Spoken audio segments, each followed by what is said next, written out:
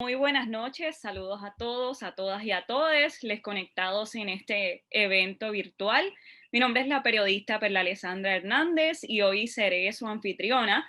Y es que el Programa de Estudios Internacionales y Comunicación Global y Bachillerato en Desarrollo Sostenible de la Universidad de Sagrado Corazón se complace en presentar esta noche la conferencia Reinventar la recuperación, deuda, apoyo mutuo y gobernanza de desastres en Puerto Rico, la cual se basa en estudios antropológicos, estudios críticos de desastres y geografía feminista para analizar la política y las experiencias vividas de deuda y recuperación de desastres climáticos en Puerto Rico. Y examina asimismo el apoyo mutuo y la resistencia a la deuda en relación con las técnicas de gobernabilidad, así como rastrea las formas en las que el desastre social posterior al huracán María y la crisis de la deuda son mutuamente constitutivos. Para ello contamos con el conocimiento de la doctora Sara Molinari, quien es antropóloga e investigadora del Instituto de Eventos Extremos de la Universidad Internacional de Florida, en donde trabaja en un proyecto de la Fundación Mellon sobre resiliencia climática en Miami. Su trabajo examina las intersecciones de la deuda y el desastre climático en Puerto Rico a través de la etnografía, los estudios de desastres y la geografía feminista. Asimismo, Sara es cofundadora del Puerto Rico Syllabus y coeditora en jefe de Home and Field, un proyecto de antropología pública digital. Anteriormente, además, codirigió un proyecto de historia oral en CUNY, en el Centro de Estudios Puertorriqueños, y ha sido miembro de la Junta Ejecutiva de la Asociación de Estudios Puertorriqueños y la sección de Puerto Rico de la Asociación de Estudios Latinoamericanos. Para que sepan también, la doctora ha publicado en medios académicos muy populares. También contamos con el conocimiento de la profesora Lisa Morales Ortiz, quien es salubrista e investigadora con amplia experiencia en mentoría, desarrollo y gerencia de proyectos comunitarios, investigación social, clínica y académica. A través de sus casi 20 años de carrera, ha trabajado en proyectos comunitarios, humanitarios y sociales en Haití, Guatemala, México y Nepal. A nivel local ha colaborado con agencias gubernamentales como el Departamento de Educación y el Departamento de Salud de Puerto Rico. Ha colaborado con diversas organizaciones sin fines de lucro y proyectos comunitarios como la Fundación Flamboyant, Iniciativa Comunitaria, Taller Salud, Taller Comunidad Lagoico y el Programa del Estuario de la Bahía de San Juan, entre otros. Luego del huracán María, fungió como consultora de apoyo estratégico en la estructura de recuperación creada por el COE, o el Centro de Operaciones, de Emergencia, en el municipio de Cabo Rojo. Al presente forma parte de la Universidad del Sagrado Corazón como docente del Programa de Estudios Internacionales y Comunicación Global en la Escuela de Comunicación Ferrer Rangel y colabora como coinvestigadora en el proyecto STEMS, adscrito a la Facultad de Ciencias Naturales. De igual manera es mentora del nuevo capítulo estudiantil de Amnistía Internacional de Puerto Rico y la Asamblea de Relaciones Exteriores en la universidad y forma parte del Comité de Sustentabilidad y su proyecto ambiental Sagrado Verde. Asimismo, deseamos dar mención al profesor, ¿verdad?, José Gabriel Martínez Borrá. Gracias por ser el organizador de este evento y por la invitación. Así que vamos a dar comienzo a esta conferencia con la doctora. Adelante, doctora. Gracias, Perla. Voy a darle share para que vean mi presentación.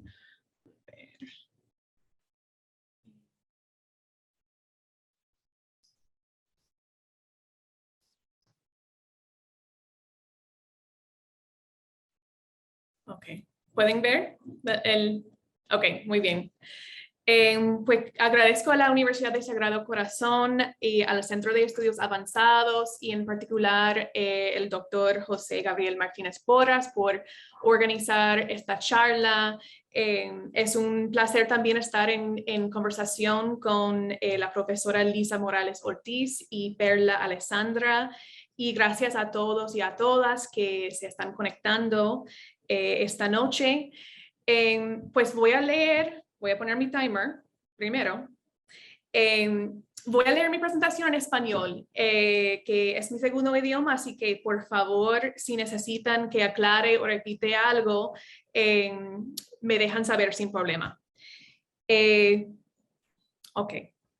Pues como mencionó ahorita Perla, mi investigación, que ahora pues es un proyecto de libro, se enfoca en las experiencias vividas y las movilizaciones colectivas en torno a la deuda y los procesos de recuperación de desastre relacionados con las técnicas de gubernamentalidad y las crisis superpuestas o ongoing crisis en Puerto Rico. Realicé una investigación etnográfica durante 19 meses entre 2018 y 2019 que incluyó análisis de medios y discursos, investigación de archivos, observación participante, entrevistas e historias orales, principalmente entre dos organizaciones. Un centro de apoyo mutuo en Caguas, que surgió después del huracán María en 2017, y el movimiento Auditoría Ya, que lleva desde el 2016-17 organizando para una auditoría integral de la deuda pública de Puerto Rico, el acceso libre a la información y la participación ciudadana en el proceso de quiebra. Mi trabajo analiza cómo distintos grupos lidian con las degradaciones diarias provocadas por la crisis de deuda y cómo las personas se reimaginan lo que significa recuperación o recuperarse.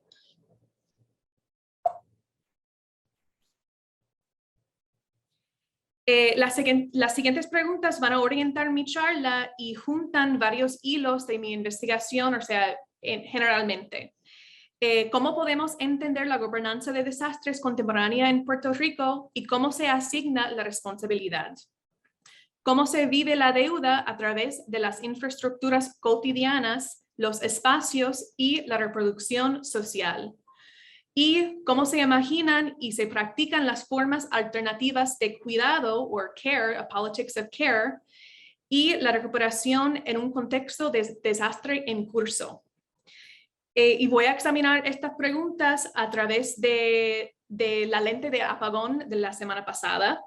Esto es un poco nuevo, o sea, reorganicé un poco la charla basada en la experiencia.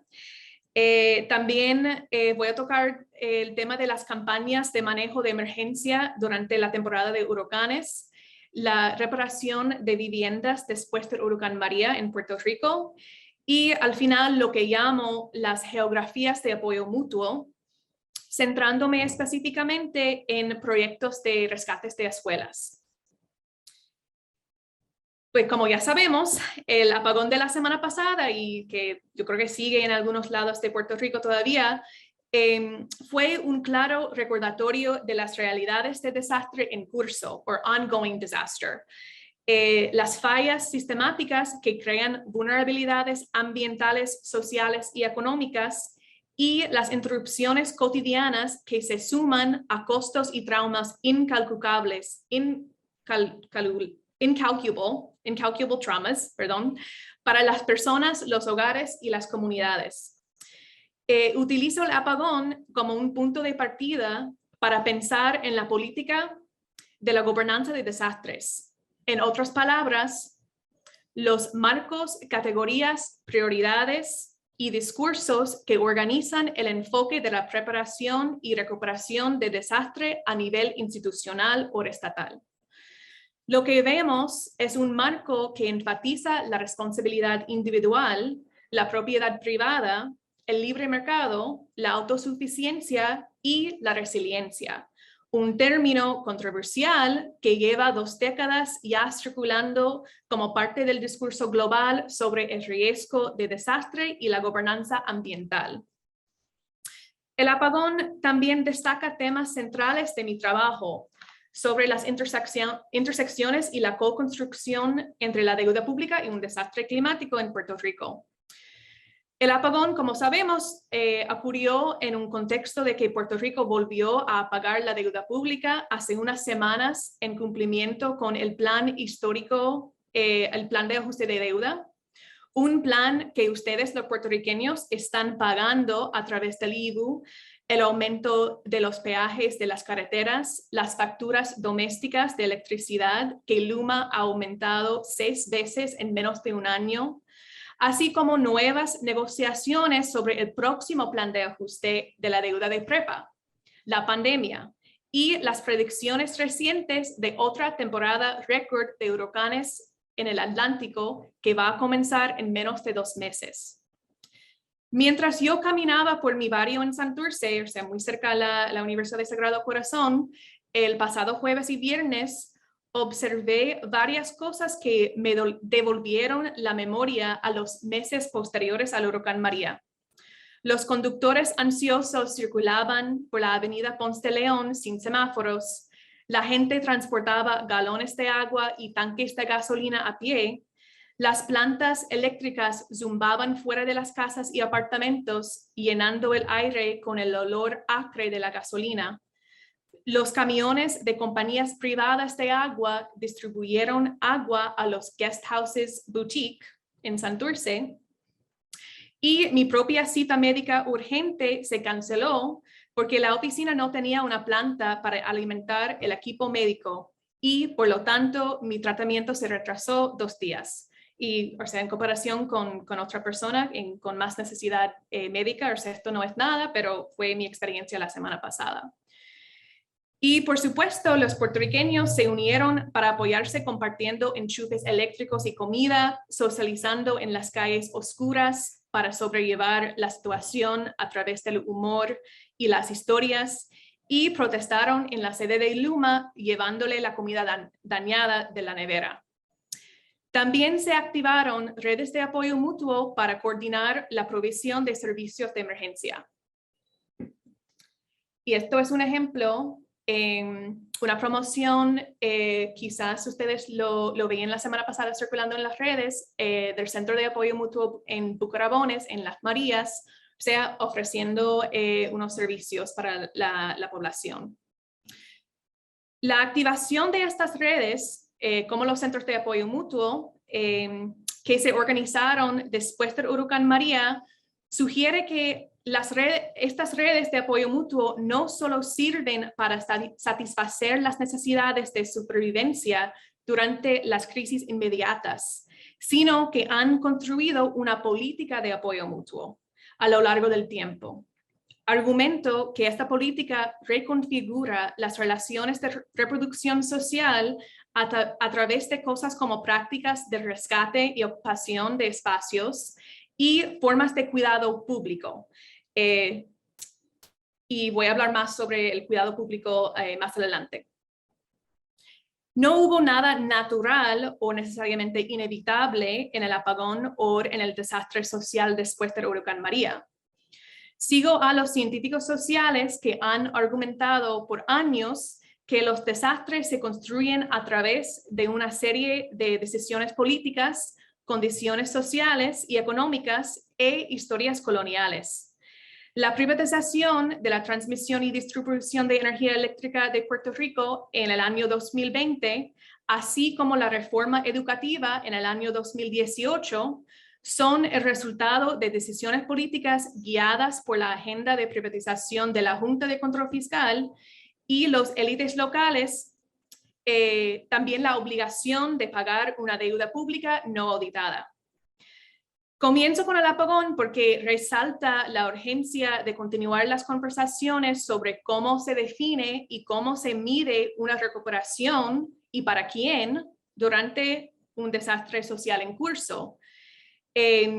Cómo los efectos de desastre social se producen de una manera desigual en los ejes de clase, raza y geografía, y cómo la recuperación y las prácticas de cuidado colectivo se articulan desde abajo, de maneras que subvierten las formas dominantes de gobernanza de desastres y la política de austeridad. Durante el resto de mi ponencia voy a demostrar brevemente usando ejemplos de social media y campañas gubernamentales cómo se moviliza la gobernanza de desastres a través de, unas tecnologías de preparación para emergencias y 2, la recuperación de viviendas después de María, donde vimos las categorías de propiedad y titularidad que determinar la inclusión o exclusión en las ayudas. Por último, A modo de conclusión, voy a destacar algunas alternativas de base que documento en mi trabajo y que espero discutir más en conversaciones con todos y todas, lo que llamo de nuevo las geografías de apoyo mutuo. Si bien mucho trabajo se ha concentrado en los arreglos que catalizan los desastres entre el capital, el trabajo, el Estado y el despojo, lo que algunos llaman capitalismo del desastre, aquí me interesa pensar en las tecnologías emergentes de disaster self-management y las subjetividades que la gobernanza de desastre en Puerto Rico se moviliza y se produce, así también como las personas están resistiendo y reorganizando sus vidas para navegar estas contingencias. Volviendo al apagón, un minuto. Vemos como mensajes circulando en los medios y tenemos aquí 2 tweets que salieron durante la semana pasada en el apagón. Estos mensajes iluminan algunos temas centrales de la gobernanza de desastres que pueden extenderse para pensar cómo las instituciones establecen expectativas entre responsabilidad estatal y de la ciudadanía. Como vemos acá, durante el apagón, la Autoridad de Acueductos y Alcantarillados les recordó a los consumidores que ahorraron agua cerrando el grifo mientras se cepillaban los dientes. Mientras tanto, a la mano derecha, Luma imploró a los consumidores con electricidad, o los que tenían la suerte de tener electricidad, que conservaron su consumo eléctrico y así ayudarían en el proceso de restauración. O sea, estos mensajes me parecen muy difíciles para leer en momentos de ansiedad y crisis como la semana pasada. Y de manera similar, el consumidor individual y el hogar nuclear son los objetivos de la preparación para la temporada de huracanes. Por ejemplo, durante la temporada de huracanes de 2019, documenté la campaña que se llama ¿Tú estás preparado?, que es parte del negociado de manejo de emergencias, la cual instó a la población a completar un cuestionario en línea que elabora automáticamente un plan de emergencia familiar basada en sus respuestas. Y vemos acá a la mano izquierda una de las preguntas del cuestionario y te la puedes hacer, está en línea, todavía sigue ahí como parte del plan de emergencia. Esta forma de gestión algorítmica asume un ciudadano sujeto neutral con ingresos disponibles y recomienda que los hogares tengan 10 días de suministros por persona de provisiones que incluyen agua, alimentos, medicinas, dinero en efectivo, etc. Algunos respondieron a la insensibilidad de estas campañas a través de la sátira, y me imagino que ustedes, se acuerdan de este meme que se volvió famoso en las redes. Por ejemplo, este meme de las mochilas de emergencia critica, ¿no?, la insistencia del gobierno al recomendar que la gente prepare mochilas para enfrentar las emergencias atmosféricas. Y aquí la sátira se nos extiende el concepto de emergencia, ¿no?, una emergencia política, por ejemplo, por si gana el PNP.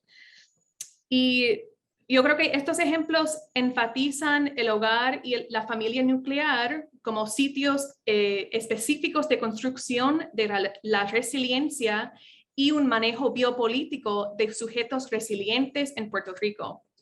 La resiliencia climática y ante los desastres, ya sea los apagones, los huracanes o terremotos, se refuerza así como una tarea privada.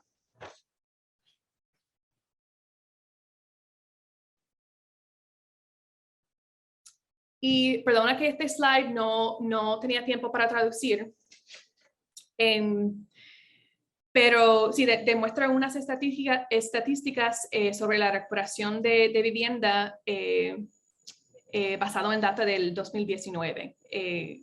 Pero pasando, ¿no?, de la preparación para emergencias a las ayudas para reparar el hogar post-desastre, post-María, mi investigación también explora cómo las relaciones de propiedad y titularidad, o ownership, de la vivienda actúan como una esfera central a través de la cual se moviliza y se cuestiona la gobernanza de desastre. Documenté las experiencias de varias familias solicitando ayudas para reparar sus hogares después del huracán y descubrí que, si bien los procedimientos de FEMA pretendían validar los reclamos a través de un proceso de evaluación neutral, terminaron creando cargas onerosas para los sobrevivientes que no respondían adecuadamente a las realidades locales. Los estudios muestran que la titularidad no verificada fue la razón más común por la que FEMA negó la ayuda para la reparación de vivienda, con un total de alrededor de 77,000 hogares denegados. De hecho, las denegaciones de asistencia por desastre de FEMA, debido a esa falta de titularidad formal, es parte de un esfuerzo mayor para formalizar y regularizar los títulos de propiedad en Puerto Rico como prioridad del gobierno federal, tanto local, para desarrollar de nuevo esa idea y política de resiliencia nacional. Argumento que las categorías de propiedad y titularidad, o ownership en inglés, y específicamente los estrictos requisitos de FEMA para probar titularidad de una vivienda, resultaron en exclusiones punitivas que contradecían las propias pautas de gobierno federal y cómo la propiedad se reconoce, se vive y se entiende actualmente en Puerto Rico.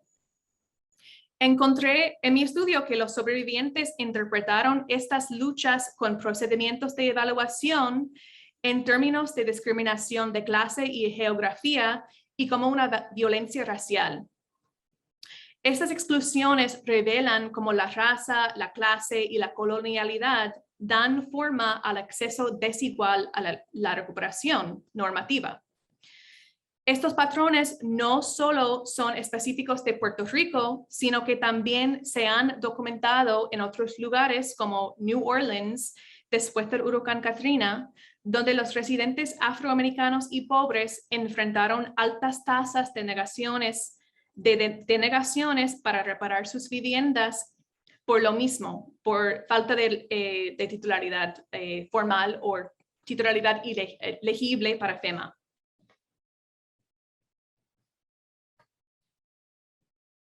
Y, voy en transición un poco. Esto es un mapa del cierre de las escuelas en 2018-19, esto es post-Huracán María, un mapa y un estudio que sacó el Centro de Estudios Puertorriqueños que se llama Population Decline and School Closure in Puerto Rico. Y aquí vemos unas estadísticas sobre estos 2 años de cierre de escuelas. Así que para concluir, me gustaría centrarme brevemente en lo que llamo las geografías de apoyo mutuo que surgen específicamente a través de ocupaciones y rescates escolares. Esta es una área de mi investigación que me gustaría ampliar y cabe recalcar que en muchos casos estos proyectos tienen lugar fuera de área metro y son dirigidos por mujeres y personas mayores. Al igual, ¿y por qué estoy trayendo el tema de las escuelas acá y los rescates? Pues al igual que la electricidad y la vivienda, las escuelas públicas son infraestructuras que hacen visibles tanto las tecnologías de la gobernanza de desastres como las formas en que la deuda aterriza, como señalan las académicas feministas Verónica Gago y Lucy Caballero. Las recientes oleadas de cierres de escuelas muestran cómo la deuda pública se espacializa y racializa en Puerto Rico. How debt is spatialized and racialized en inglés. De modo que las comunidades pobres, rurales y negras sufren unos efectos desproporcionados y se encuentran más expuestas aún a la vulnerabilidad ambiental porque el cierre de una escuela a menudo significa la pérdida del refugio de emergencia para la comunidad. Pero las escuelas también son sitios materiales y simbólicos desde los cuales vemos luchas emergentes e intergeneracionales en torno a una nueva reproducción social y recuperación de desastres, donde vemos las personas subvirtiendo las lógicas y valores dominantes de la gobernanza de desastre de que hablaba anteriormente, y lo que se llama en la literatura como debt enclosure, o captura de deuda, a través de prácticas de cuidado público, ocupación y rescate especial. Y quiero mencionar, varios proyectos notables que surgieron en este contexto post-María, pero que siguen funcionando hasta hoy en día, son el CAMBU, hay un red de apoyo mutuo entero en los centros de apoyo mutuo que siguen en función. Por ejemplo, el CAMBU en Las Marías que mencioné al principio, ofreciendo servicios durante el apagón. El CAM Las Carolinas en Caguas, que ocupa un lugar destacado en mi investigación y igual continúa sirviendo cientos de almuerzos calientes por semana a residentes mayores y personas con diversidad funcional. El proyecto Mares en Toa Baja y el proyecto La Conde en Carolina, entre otros, ¿no? Pero son todos rescates de escuelas en desuso por muchos años o recién cerrados.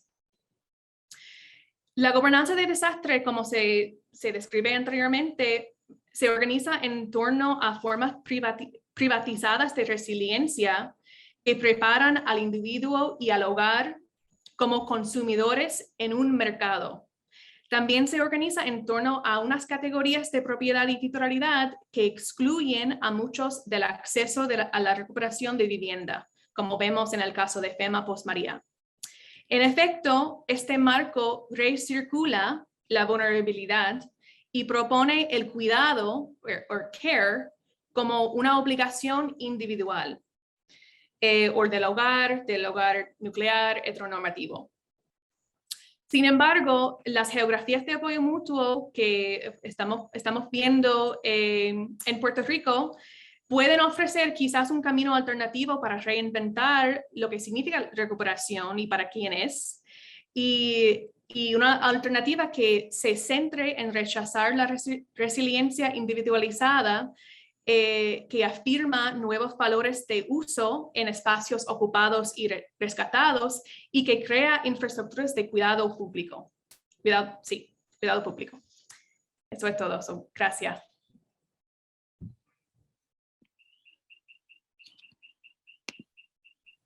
Muchísimas gracias, doctora Sara Molinari. Y ahora vamos a estar viendo por acá si hay preguntitas para pasar entonces a la reacción con nuestra profesora. Vamos a ver acá. Bueno, hasta ahora no hay preguntas, pero si surgen, igual vamos a estar aquí leyéndolas. Así que, profesora, vamos a pasar con usted. Gracias, Perla. Muy buenas noches a todos y a todas.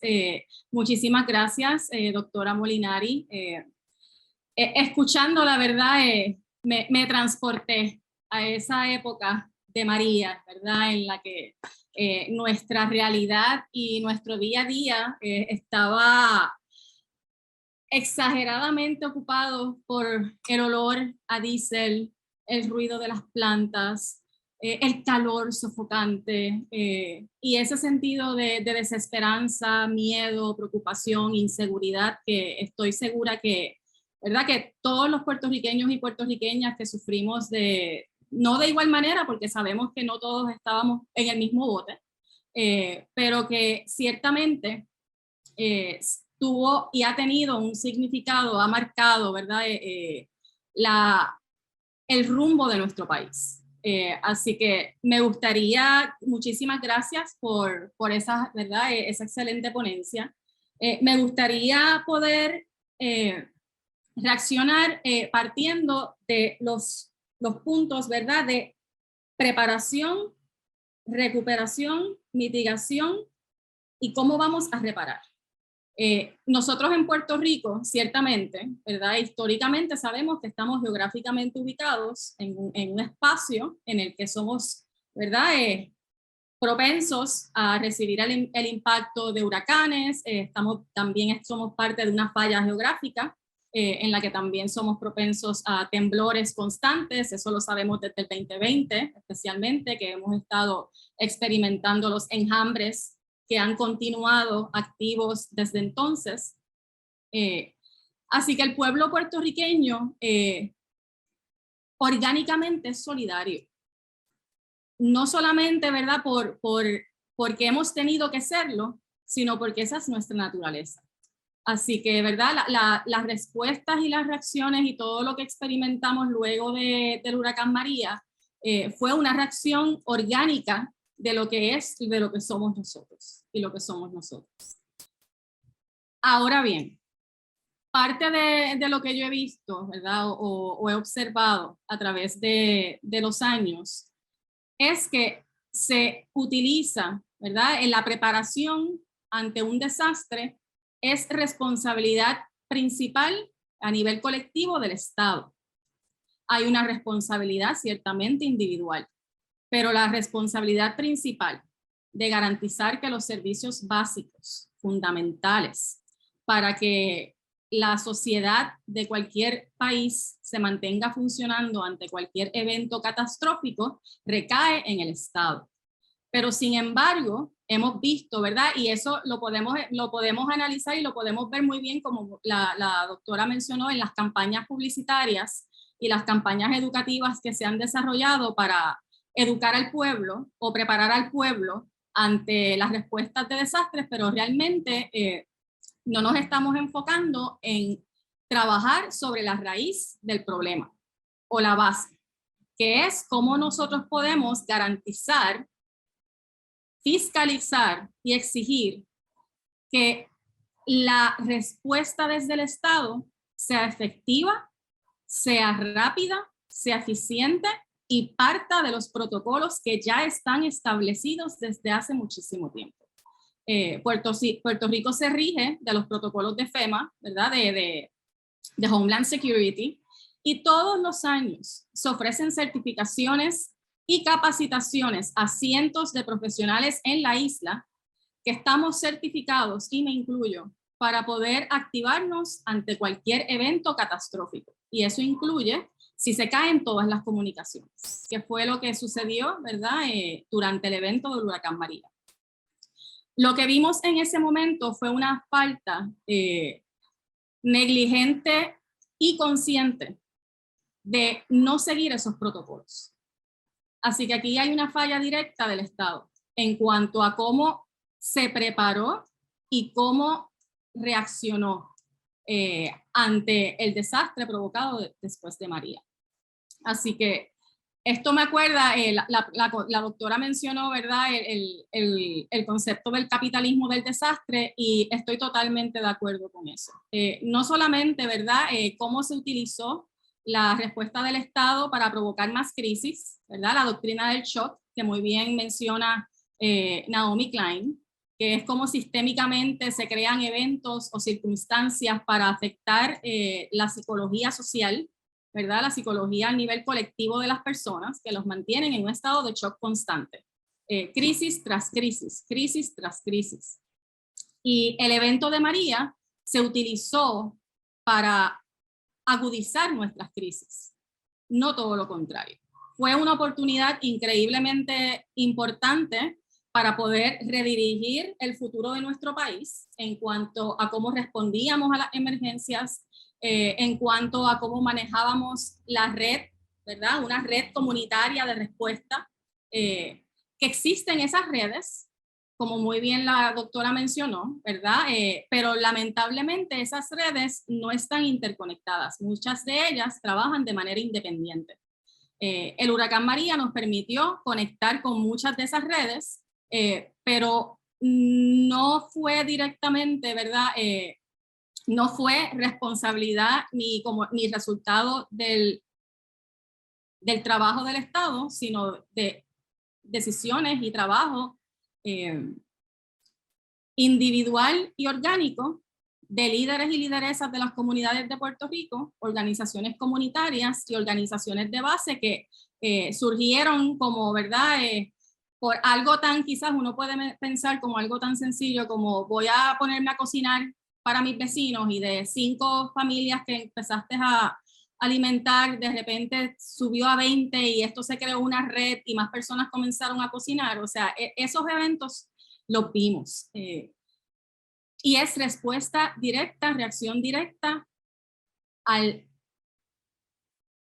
las estructuras comunitarias que llevan formándose y que llevan construyéndose de manera anónima por décadas en nuestro país. Así que esto no salió de la nada, eran redes que están trabajando sin estructuras políticas, sin fondos, muchas de ellas, todo de manera voluntaria. Es un trabajo que se hace de corazón, y gracias a esas iniciativas nosotros podemos decir que el desastre de María no fue peor. Así que me parece que eso conecta con la pregunta de la doctora de cómo definimos una recuperación, cómo definimos, ¿verdad? Cómo reimaginamos la recuperación, cómo reimaginamos el recuperarnos como individuos que somos parte de una comunidad y un entorno, y cómo podemos comenzar desde aquí analizar y aprender de lo que no funcionó, y sobre todo comenzar entonces a formar y a proponer alternativas de cuidado y alternativas de recuperación. Así que me parece, yo siempre trato de enfocarme en lo positivo, porque siempre no es que se descarte, ¿verdad?, el problema. Todo lo contrario, hay que definirlo, hay que hablarlo de manera clara, contundente, sin paños tibios. O sea, se tiene que analizar y se tiene que evaluar todas las diferentes dimensiones de esas violencias del Estado que hemos estado experimentando. En este caso, ¿verdad?, a través de la respuesta estatal al manejo de emergencia.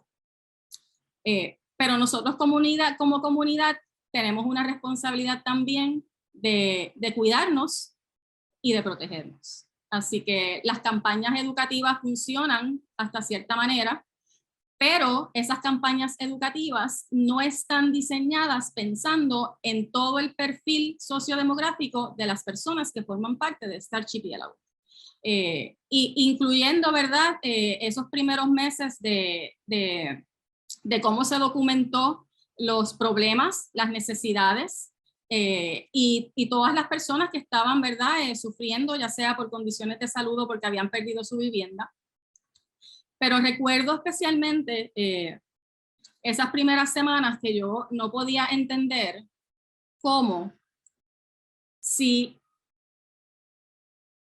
el país no tenía electricidad, como si el país no tenía internet, la manera de tú solicitar ayuda de FEMA tenía que ser por internet.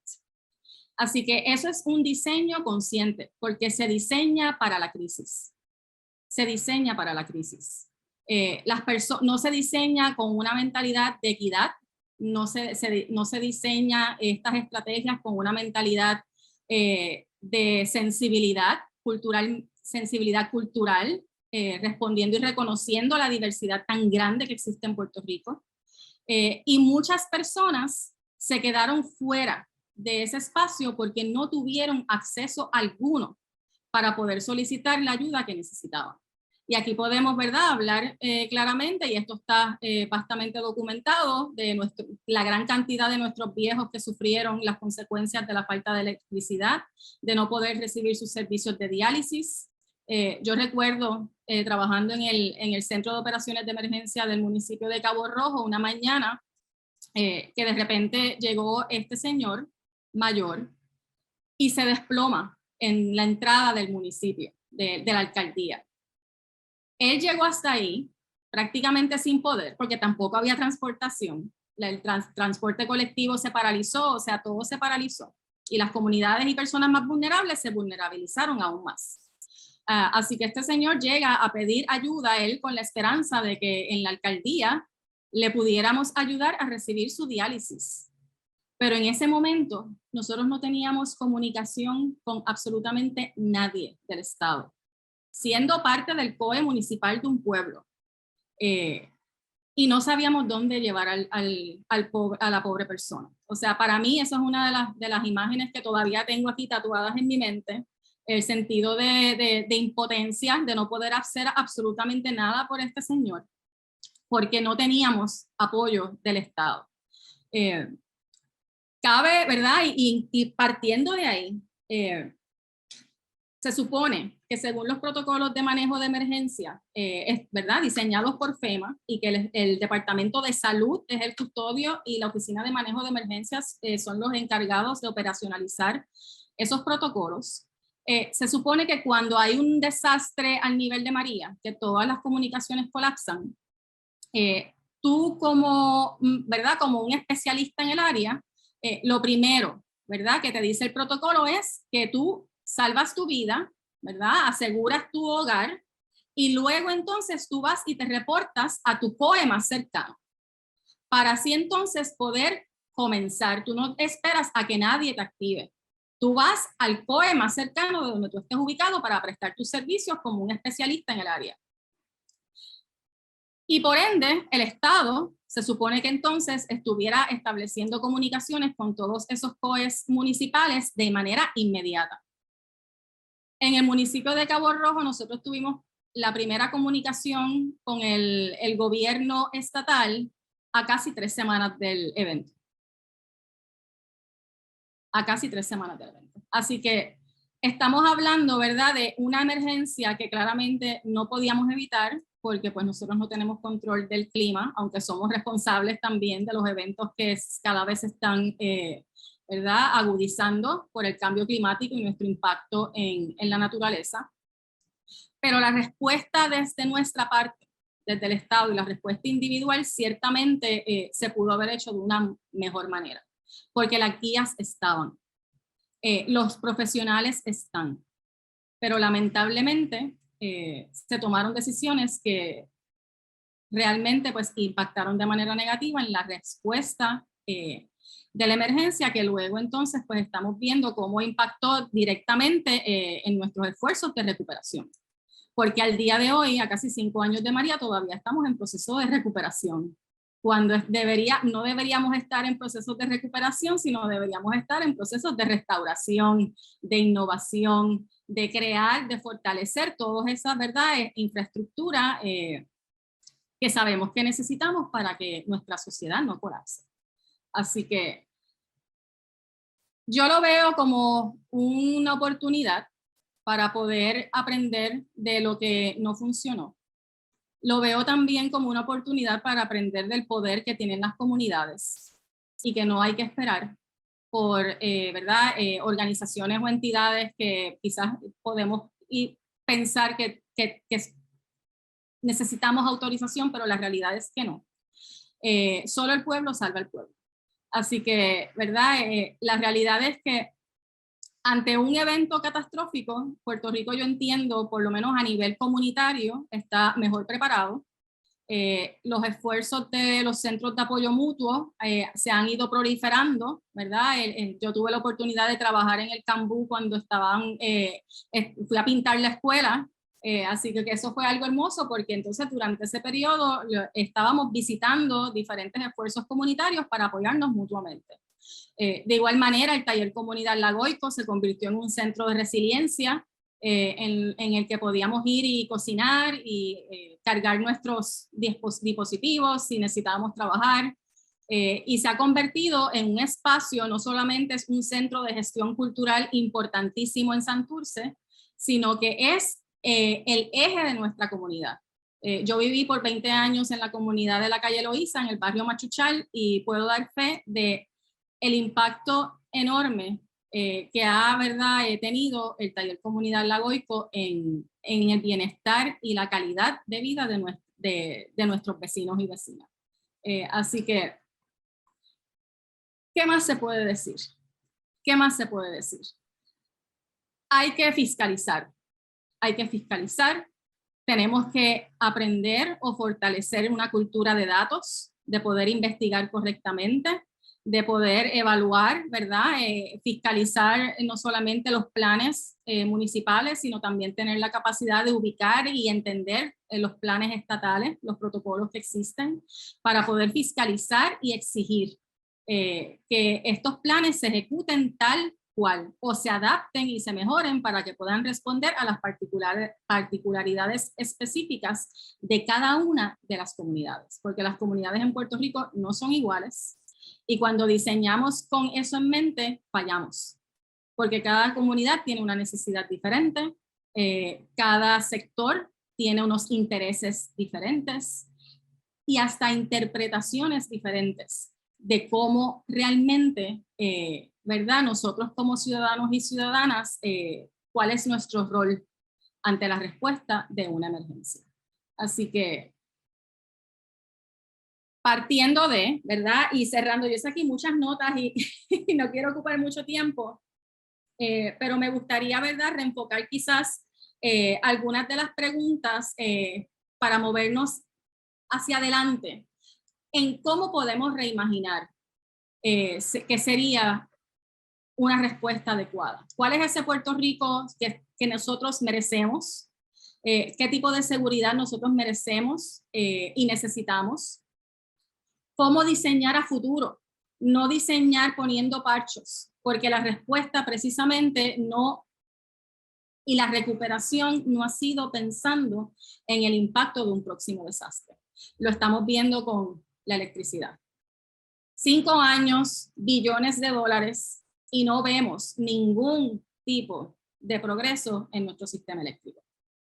No vemos ningún tipo de mejora tampoco en nuestras comunicaciones. O sea, la electricidad se cae, internet se cae, teléfono se cae, y sin embargo, parte del dinero que se asignó a muchas de estas agencias y que recibieron de FEMA era precisamente para garantizar que esto no volviera a ocurrir. Vimos cómo los hospitales se quedaron sin generadores esta semana y muchos pacientes tuvieron que moverlos a otros hospitales. Esto es lo que demostró esta semana. Lo que demostró es que nosotros no hemos hecho nada para avanzar y proteger al país partiendo de las lecciones del huracán María.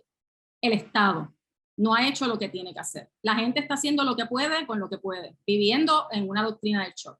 Crisis tras crisis tras crisis. Escuelas cerradas, lo cual, como mencionó la doctora, significa no solamente que te cerraron la escuela, sino que también significa que te cerraron el refugio.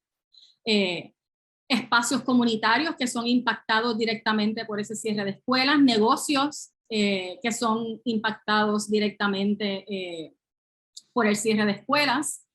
Y si nosotros realmente estuviéramos trabajando y diseñando para fortalecer nuestra base a futuro, tanto en la respuesta a emergencias como la solución a esta crisis económica o la deuda ilegal, que nosotros estamos, ¿verdad?, que estamos en estos momentos todavía luchando, es precisamente permitirnos la oportunidad de reimaginar cuál es el mejor escenario, qué nosotros podemos hacer y planificar partiendo de modelos de cultura de paz y desarrollo consciente, ¿verdad? Ecológicamente consciente.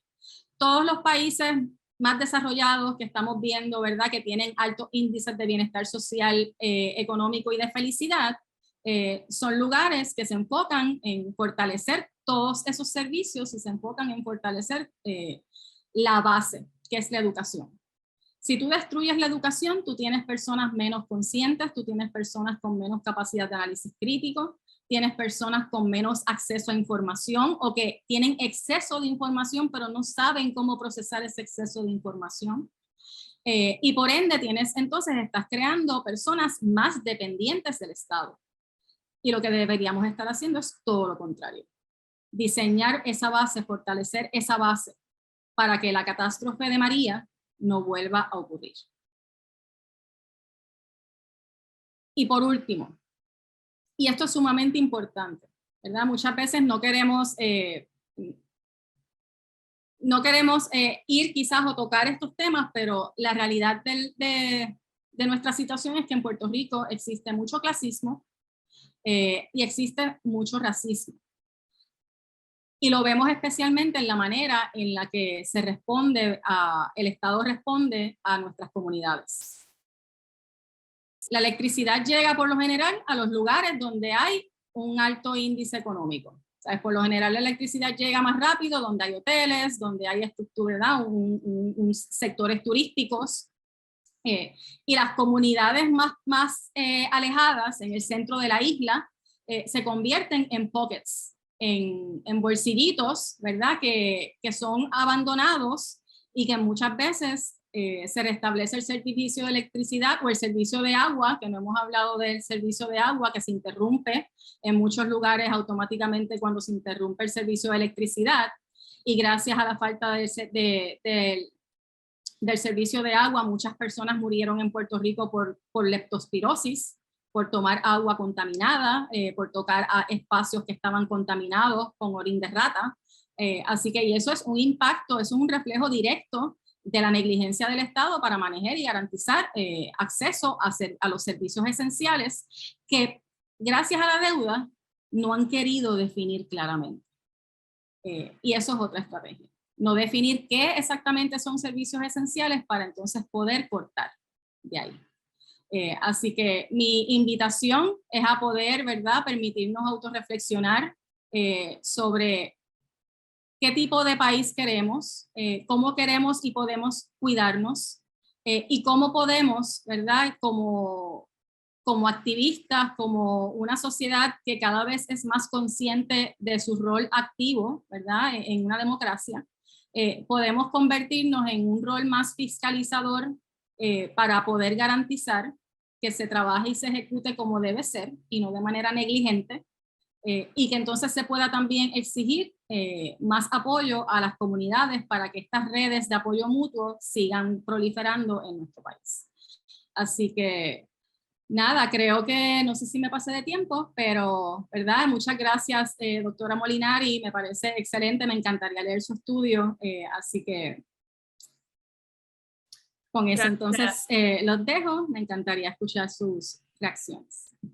Excelente, profesora, muchísimas gracias. Gracias a ambas por esta valiosa información. Y antes de dar por culminado, vi por aquí algunas preguntitas, así que me encantaría, ¿verdad?, que se agregaran o sumaran su conocimiento.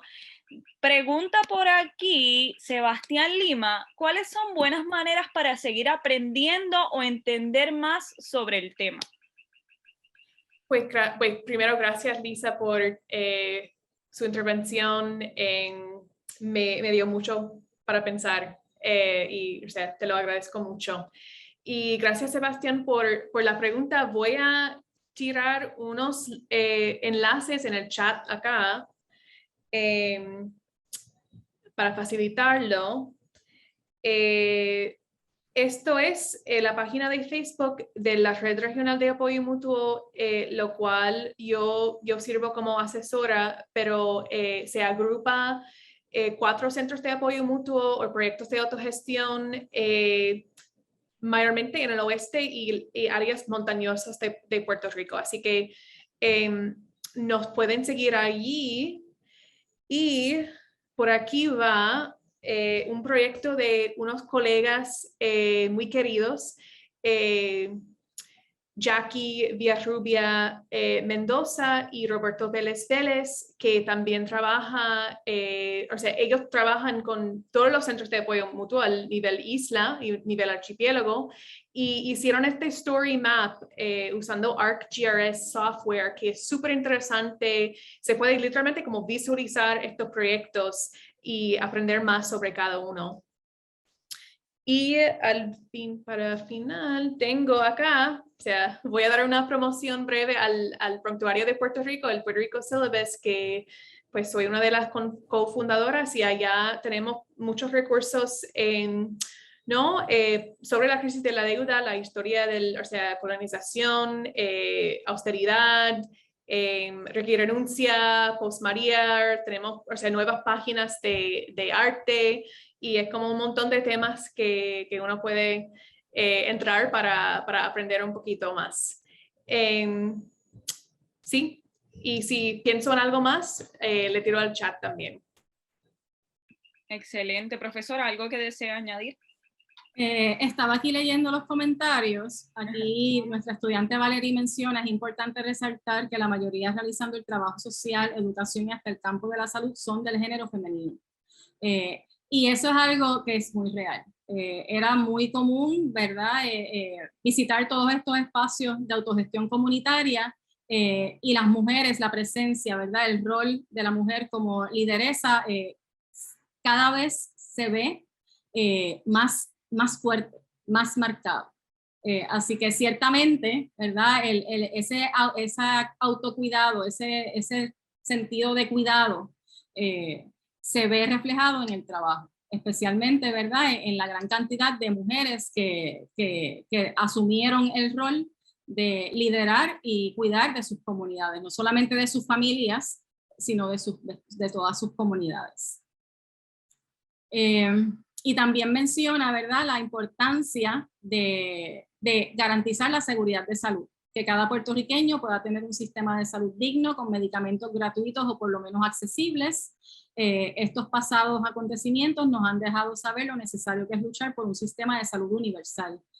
Definitivamente, o sea, y uno de los puntos, ¿verdad?, y uno de esos espacios de crisis durante el huracán María, fue precisamente la gran cantidad de personas que perdieron sus medicamentos, que no tuvieron acceso a servicios de salud, a los servicios de salud que necesitaban. Muchas de esas 4.645 personas documentadas que fallecieron como resultado del huracán María fue por falta de servicios de salud, porque se le dañaron sus medicamentos al no tener electricidad o lugares donde guardar esos alimentos. Así que un sistema, ¿verdad?, una red de respuesta comunitaria ante estos eventos protege, ¿verdad? Puede ser esa primera línea de respuesta para ayudar a las comunidades y a las personas más vulnerables a poder proteger, ¿verdad?, lo que necesitan para poder sobrevivir.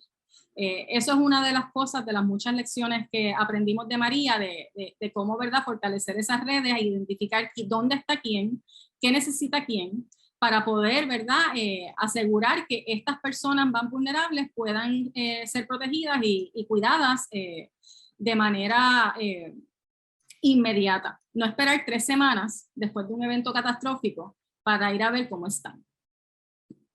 Y entonces, yo creo que aquí están los comentarios. Así que estoy de acuerdo, o sea, yo creo que realmente poder reimaginar y recontextualizar cómo nosotros podemos fortalecer todas estas redes comunitarias, fortalecer nuestras redes comunitarias, no permitir que se fragmenten, como pasa porque pues muchas escuelas son base de estos proyectos autogestionados y cuando las cierran pues se pierde, se desvincula de manera, ¿verdad?, inmediata, y muchas veces poder retomar el, ¿verdad?, ¿cómo se dice?, el impulso del trabajo cuesta.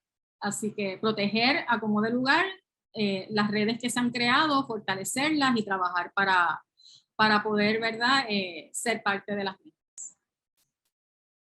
Así es, una última pregunta por aquí de Pedro Lebrón Ortiz. Pregunta, y es para la doctora Molinari, y pregunta, ¿será que la autogestión o el apoyo mutuo sirven de válvula de escape para apaciguar el coraje de las comunidades, aún reconociendo lo fundamental que fueron, ¿verdad?, en contextos como post-María o lo que fue el huracán María? Gracias, Pedro, por la pregunta. Es un tema complicado y trato de abordar un poco sobre eso en mi disertación, ¿no? Que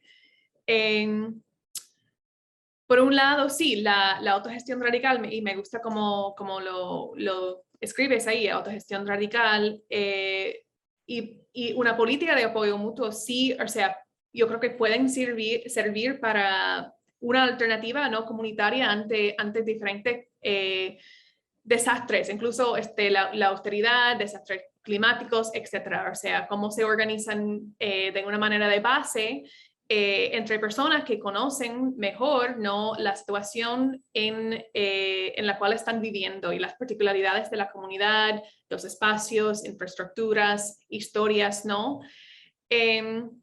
Pero por otro lado, o sea, no quiero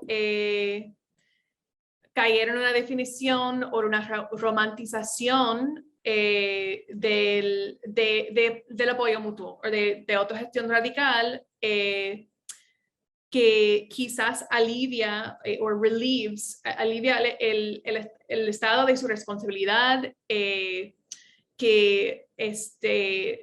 no puede incluir un entendimiento del contexto que tiene que ver con la historia colonial de Puerto Rico, la situación en la cual se encuentran varias comunidades precarias acá y por qué, ¿no?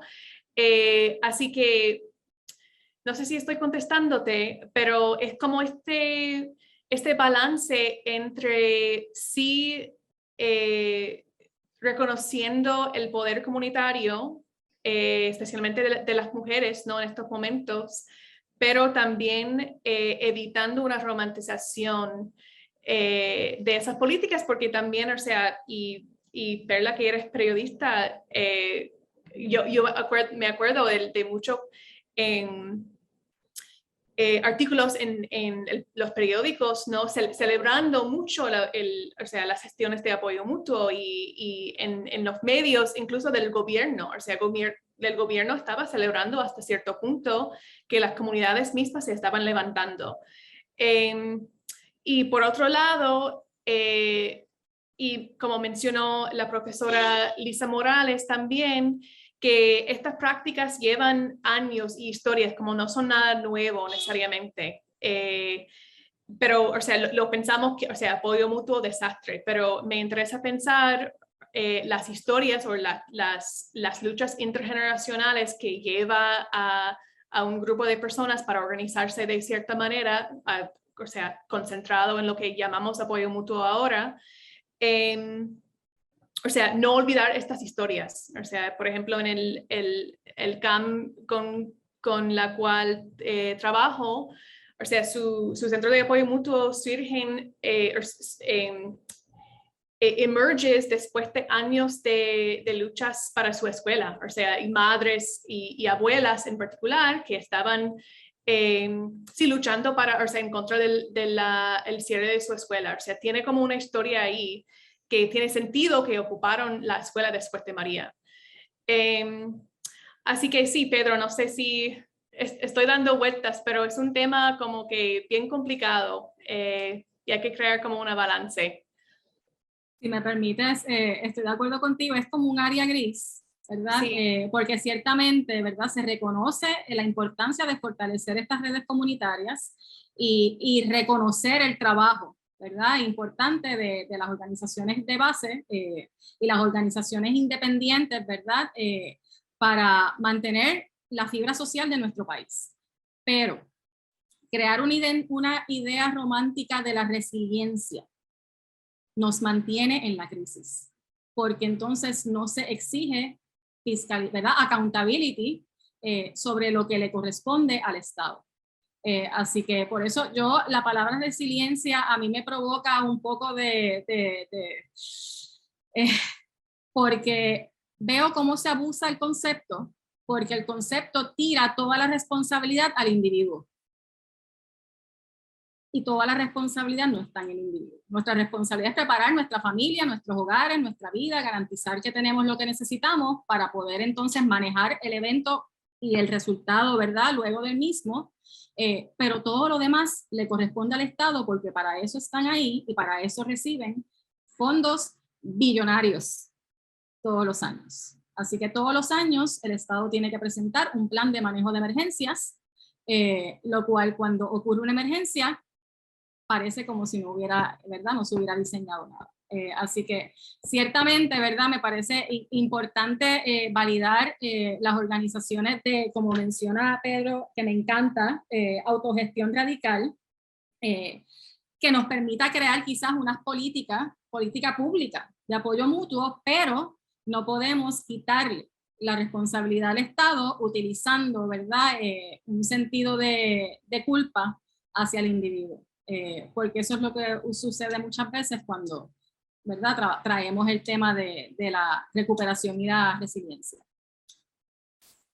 Así es, hay por acá una pregunta del profesor José Gabriel Martínez Borrás y pregunta, ¿qué ejemplos de movimientos comunitarios podemos presentar en Puerto Rico y otros lugares del mundo como modelos y ejemplos? Yo no sé si soy la persona adecuada para contestar. Me interesa saber, o sea, de los estudiantes que están aquí, o sea, ¿qué piensan ustedes? Yo estoy pensando mucho ahora en la agroecología y, o sea, conozco varias redes de agroecológicos que están dialogando y intercambiando mucho en Latinoamérica, por ejemplo. Pero sí, o sea, voy a Casa Sí, Pueblo. sí, Adriana, si me permites, o sea, el ejemplo digno son los centros de apoyo mutuo, ¿verdad? Pero hay muchas organizaciones y proyectos que se han gestado luego del huracán María, siendo, ¿verdad? Yo creo que los que más éxito han tenido son los proyectos agroecológicos, como muy bien menciona la doctora Molinari. Aquí podemos entonces mencionar el proyecto del Josco Bravo, la cooperativa orgánica Madre Tierra, el proyecto Plenitud, que está en el oeste de la isla, y que están, ¿verdad?, creando espacios y talleres educativos, porque son muchísimos proyectos. O sea, esos son unos de muchos que hermosamente se han autogestado, partiendo, ¿verdad?, del reconocimiento de que nosotros tenemos un problema muy serio de seguridad alimentaria, que esa va a ser nuestra próxima crisis. Así que, y no queremos esperar a que, ¿verdad? A que la crisis esté encima nuestra para entonces comenzar a planificar. Así que esos espacios son importantísimos para garantizar que en un evento crítico en el país podamos tener alimentos para la ciudadanía. Otras organizaciones son como la organización Iniciativa Comunitaria, que creó una estructura, la estructura que nosotros trabajábamos en Haití, cuando trabajamos la recuperación luego del terremoto, los servicios clínicos médicos que se llevaron a México, a Guatemala, a Perú y a muchos otros lugares, todas esas experiencias de sobre 15 años de trabajo, llevando, ¿verdad?, iniciativas de salud pública a comunidades vulnerables en Centro y Suramérica, y en el Caribe tuvimos entonces la oportunidad de replicarlo en Puerto Rico. Y entonces Iniciativa Comunitaria creó una clínica gratuita en Tuabaja, corrida totalmente por voluntarios, médicos, residentes, estudiantes, voluntarios de la organización que se dedicaron a atender personas de manera gratuita. Y como ellas hubo muchos otros proyectos que también, ¿verdad?, atendieron el aspecto de la salud para que las personas pudieran tener servicios de salud efectivos, eficientes y que le pudieran ayudar a manejar la crisis que estaban atravesando. Casa Pueblo es el mejor ejemplo de proyectos, ¿verdad?, para la libertad energética, autosuficiencia energética. Esta experiencia solo validó la importancia de organizaciones como Casa Pueblo en Puerto Rico, que me parece que es el mejor modelo a seguir y que debería estar, estamos esperando, yo no sé qué se está esperando porque el modelo lo tenemos, el ejemplo lo tenemos, funciona. Deberíamos estar mirando en ese ejercicio de reimaginación cómo nosotros podemos entonces comenzar a adaptar el modelo de Casa Pueblo en todas las comunidades de Puerto Rico. Así que, y si luego me acuerdo de alguna otra organización, pues quizás podemos compartirla en algún mensaje. La Colmena Cimarrona en Vieques, excelente, gracias. De la amiga Ana Quintero. Ese es un proyecto genial. Nosotros estuvimos trabajando con ellos haciendo visitas de estudios de necesidades en Vieques durante el huracán María. Y me acordé de otro proyecto. Estudiantes de medicina de recinto de ciencias médicas se tiraron a las comunidades para impactar y educar sobre condiciones médicas, sobre cómo prevenir condiciones infecciosas. Así que aquí hubo, ¿verdad?, muchos héroes y heroínas que de manera anónima se lanzaron a la calle a hacer lo que saben hacer, que es servir. Así que importante rescatar esas historias, importante poder darle crédito, definitivamente, porque fueron muchas, muchas, muchas.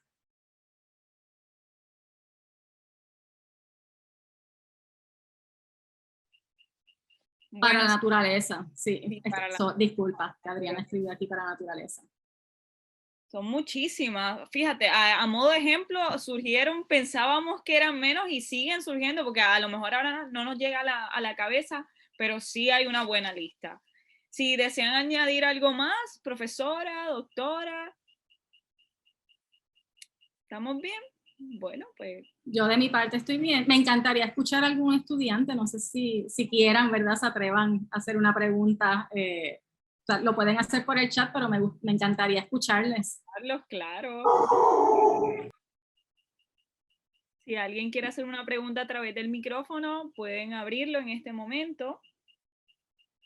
Aquí dice Coquí Solar de Bahía Jobos. ¿Están tímidos? Sí, están timiditos. Sebastián aquí pregunta, saludos Sebastián. Una pregunta, ¿por qué si tenemos el modelo de Casa Pueblo? Porque hay un tax súper alto por tener paneles solares. Porque aquí no se diseña para servir, aquí se diseña para lucrarse. Es como los alimentos. No se producen alimentos para alimentar a la población, se producen alimentos para generar lucro para las industrias que generan los alimentos.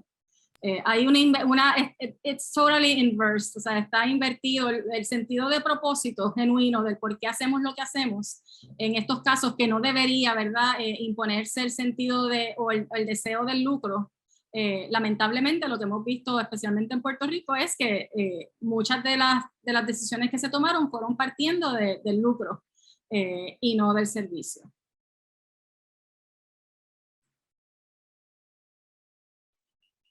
Doctora, ¿va a añadir algo? Profesor José Gabriel, ¿quiere añadir algo? Bueno, no, gracias. Déjame prender aquí la cámara un momentito, simplemente para hacer un comentario. Que yo creo que es que parte de la relación entre la deuda y la relación, en este caso que estamos hablando, alternativas de energía renovable, obviamente está ligado, ¿verdad? Si tú ves todo el esquema que se ha montado con lo del UMA y todo esto, ¿verdad? El lucro de ganancia y cómo se ejerce y cómo también hay muchas... se cuestiona mucho todo los mismos apagones y todas estas cosas que llevan también a aumentar tarifas, a que ahorren dinero, a que hagan más ganancias. Hay una relación ahí bastante clara que se está dando en ese aspecto y es un esquema que se crea para simplemente hacer ganancias y en el momento que ellos se quieran ir, pues se van y se acabó lo que se daba y nosotros estamos entonces en la misma situación o peor. Y claro que debería haber entonces una transición nacional hacia las fuentes de energía renovables y que entonces eso sea guiado por el Estado, por las comunidades, por algunos, ¿verdad? Algunos elementos privados, todos que de alguna manera puedan participar de un plan de energía renovable nacional que mire la posibilidad de instalar todos los paneles solares que se puedan, que mire la manera de buscar toda energía eólica, hidráulica y todas esas cosas y realmente llevar a cabo esa conversión. Todo eso es posible. Entonces la pregunta es ¿por qué no se hace? Yo creo que esa es la pregunta clave, exacto, ¿verdad? Que entonces hay un pensamiento neoliberal, hay un amarre a través de la deuda y las políticas de austeridad que de alguna manera pues controlan la sociedad y presentan eso como la única alternativa. Así que nada, esto es un tema evidentemente amplio, ¿no? Y quiero agradecerles a todas por haber participado esta noche, a Sara por su presentación, a la profesora Molinari también, perdón, a la profesora Morales por su intervención y a Perla Alessandra también por su ¿verdad? Por ser la anfitriona y haber hecho también excelente trabajo. Así que gracias a ambas, ¿verdad? Y esperamos que esto pues aporte esa discusión, ¿verdad? Y la gente siga adquiriendo conciencia en el país para entonces movernos hacia alternativas sostenibles, yo creo que es la palabra, ¿verdad? Y regenerativas también. Así que gracias a todos. Muchas gracias de nuevo a la profesora Elisa Morales Ortiz y Perla Alessandra. Muchas gracias a José Gabriel también y a todos ustedes que están conectados ahora. Gracias. Agradezco igualmente la oportunidad y la oportunidad de conocer el trabajo de la doctora Molinari. Gracias, Perla, por tu acompañamiento y tu intervención. Me parece que estos diálogos son sumamente importantes, abrir estos espacios, porque son temas que, o sea, estamos viviendo la crisis actual, ¿verdad?, de energía, pero es importante no olvidar la raíz. Porque hasta que nosotros no atendamos la raíz del problema, nada se va a solucionar. Simplemente vamos a seguir construyendo encima de crisis tras crisis. Y la raíz del problema, ciertamente, es la corrupción gubernamental atada a nuestra deuda. Pero eso es otro tema para otro conversatorio. Así que muchísimas gracias, gracias a los estudiantes que participaron y gracias a los que luego van a ver esta grabación, ¿verdad? Por acompañarnos en la noche de hoy. Bueno, ahora sí damos por culminado esta conferencia, así que muchísimas gracias a todas, todes y a todos y que tengan bonita noche.